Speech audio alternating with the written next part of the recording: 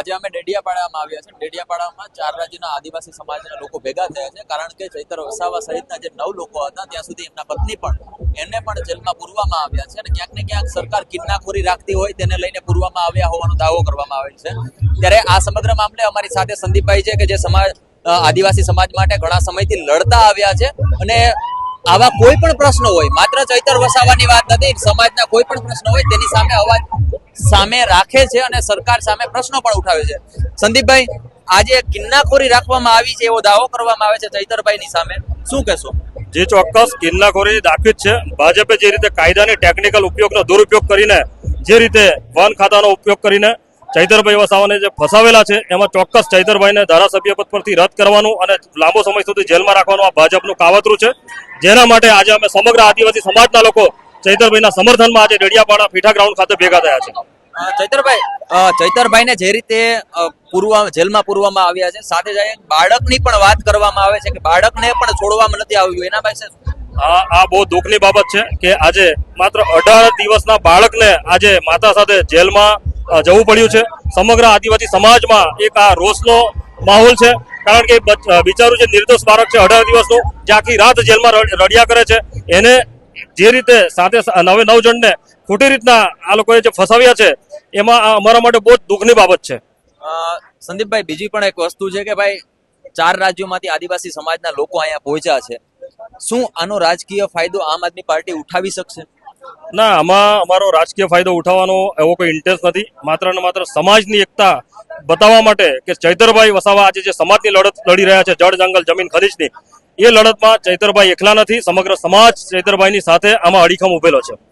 આગળના સમયમાં શું તમારા ગોલ હશે કે ભાઈ ચૈતરભાઈને છોડાવવા માટે, બીજા 9 લોકો અન્ય જે છે એમને પણ છોડાવવા માટે શું તમારા આખરી રણનીતિ હશે? અમને ભારત દેશના સંવિધાન પર અને નામદાર હાઈકોર્ટ અને સુપ્રીમ કોર્ટ પર પૂરેપૂરો ભરોસો છે કે ચૈતરભાઈ વસાવા અને એમના અન્ય સાથીદારો આ બાબતમાં નિર્દોષ છે। અમે આમાં જે પણ લીગલી પ્રોસેસ કરવાની છે, પ્રોસેસ અમારી ચાલુ કરી દીધી છે।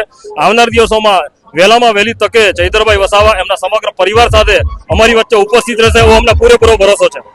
જે જેલમાં નાખી એને કમસે કમ આ સરકાર કે અંગ્રેજ છે કે પછી આપણી ખુદની સરકાર કે છે, એમને સરકારને લાવવાનું કોણ? આપણે લાવ્યા છીએ, બરાબર। આજે અમારા જે ચૈતરભાઈ સાહેબ છે ને, જે કોન્ફરન્સ ઉઠાવ્યું કે અમારા આદિવાસી સમાજ આજે બધા ઇગ્નોર કરતા હતા કે અમે કંઈ નહીં, પણ અમારા સાહેબે જે ઉઠાવ્યું ને કમ્પ્લેટ છે, એનું કારણ છે કે અમે આદિવાસી સમાજને સમાજમાં એકતા લાવવા માટે કે કોઈ પટેલ સમાજ હોય કે ભાઈ વાણિયા સમાજ હોય કે ભાઈ કોઈ બી સમાજ હોય, આપણે કોઈ વસ્તુ માનતા નહીં, પણ અમારો એક જ સમાજ છે કે વિચારધારા એવી છે કે સારા વ્યક્તિ જોઈએ અને દેશમાં છે ને સારામાં સારી વસ્તુ સારી જોઈએ।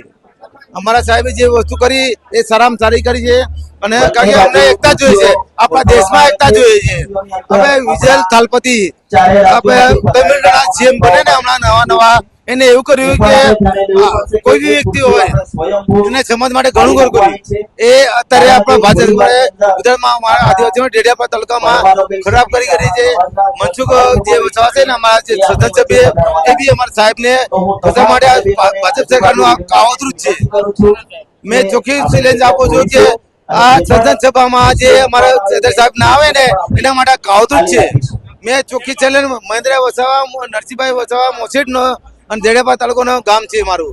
ચૈતર વસાવાનો પ્રશ્ન છે, એમની સાથે એક 18 વર્ષની બાળકની વાત કરવામાં આવે છે, તમામ મુદ્દે એમની સાથે વાત કરી। આ બાબતે તમને શું લાગે છે, કોમેન્ટ બોક્સમાં ચોક્કસથી જણાવજો। નમસ્કાર।